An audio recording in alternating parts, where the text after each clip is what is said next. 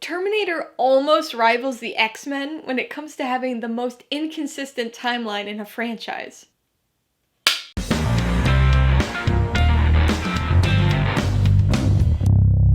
Hey everybody, welcome to Mainely Movies. Today, I'm going to be ranking the 6 Terminator films as part of my franchise Rankography series. If you're new here, please consider subscribing for a variety of movie-related content like reviews, rank lists, and trailer reactions. So, what is a Rankography exactly? Well, it's my ranking of a filmography, whether that be a director's output, an actor's appearances, or even an entire franchise. My rankographies are based on personal preference, and I rank movies according to how much I enjoyed them, rather than any specific technical merit or attribute. Remember, this is just my ranking, not the ranking, so be sure to post your own personal ranking of the Terminator franchise in the comments below. I know I joked about it in the intro, but the Terminator franchise really has been all over the place in terms of quality and consistency throughout its 35-year history. There have been some genre-defining classics, but there have also been some generic and poorly crafted low points as well.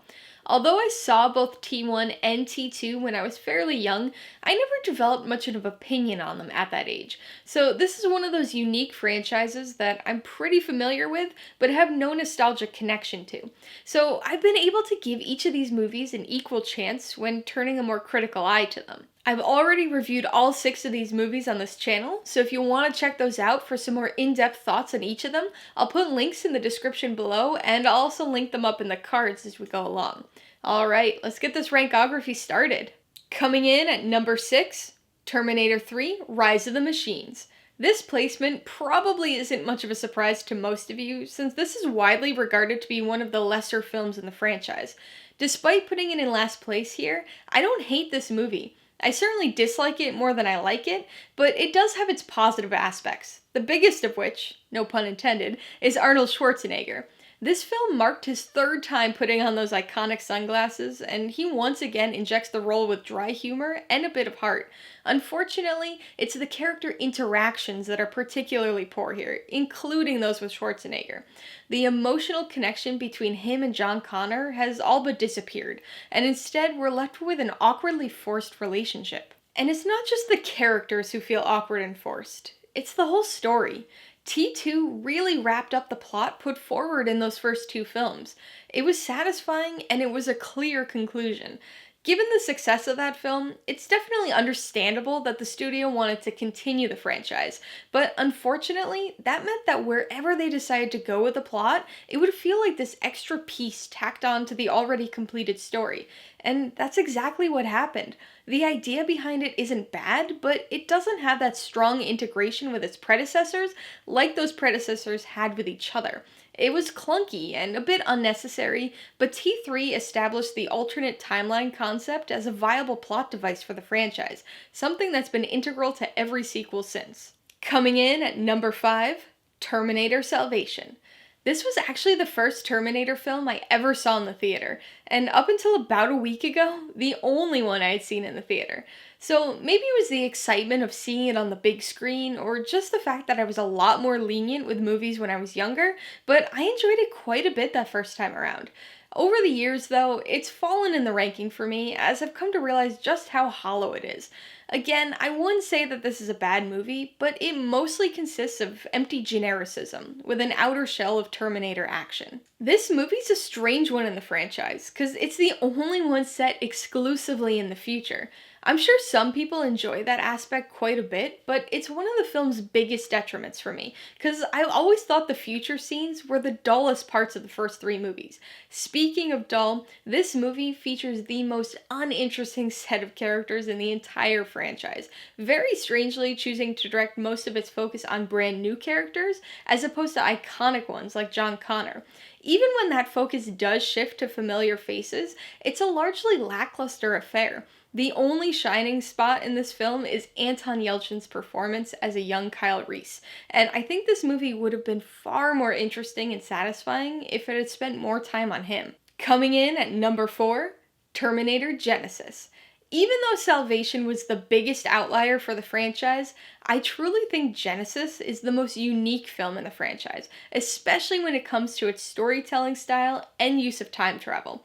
Obviously, the entire franchise hinges on the concept of time travel, and the idea of alternate timelines was established way back in T2. But this is the first film in the franchise to take that tangential timeline idea and base the entire premise of the plot around it. It doesn't always make perfect sense, and it's odd to see Sarah Connor and Kyle Reese portrayed by different actors, but I really appreciate the time and fate bending route they took with this one. This might also be the most fun Terminator movie. It still has some suspense and the end of the world fears that every film in the franchise has, but there are a lot of lighthearted moments too, especially with the action.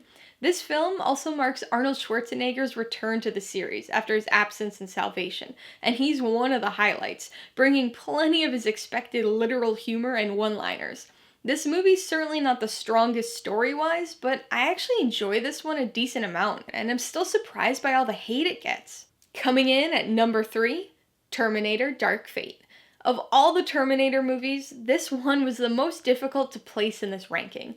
I was going back and forth between this and Genisys, because from a movie watching standpoint, I actually enjoyed Genisys more. It's interesting and kind of lighthearted and breezy. So while Dark Fate doesn't have as much of that lightheartedness, it does have a stronger central story. It's also the movie that feels most in line with T1 and T2 out of all the other sequels, which is certainly helped by its post-T2 setting as well as its erasure of the other sequels from the timeline. We see the return of both Arnold Schwarzenegger and Linda Hamilton to their iconic roles, with one seamlessly falling back into the character and the other coming off a bit unlikable. This movie makes some bold choices regarding some of its big characters, and they worked for me, though I could see how some people could be very irritated by them. Another thing that helps and hurts this film is its plot similarities to T2. It's certainly its own story, but there are a lot of moments and characters that are reminiscent of those in the second film.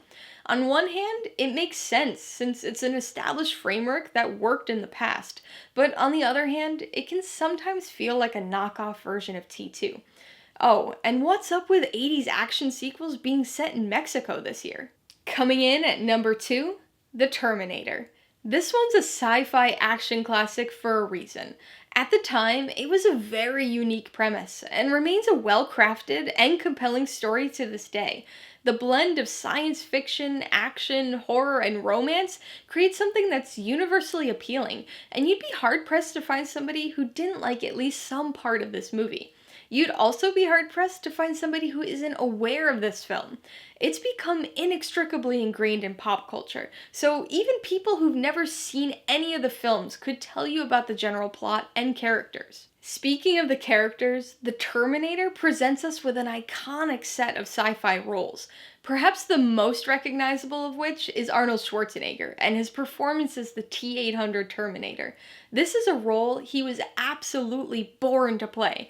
I can't imagine anyone else as the character, and I can't imagine a more perfect role for him. Between his physicality, accent, and general presence, you have no trouble believing that he's a deadly cyborg from the future. This film works as not only a solid tale on its own, but also as the establishment of the world of the Terminator, and all of the interwoven story complexities it entails. So that means my number 1 Terminator film is Terminator 2: Judgment Day. Ah, the classic movie question, T1 or T2? Much like other sequel pair-ups before it, the debate will rage on, continuing long after Skynet takes over. It's a tough call, but T2 has to take the top spot for me. It's a bigger movie in just about every sense of the word.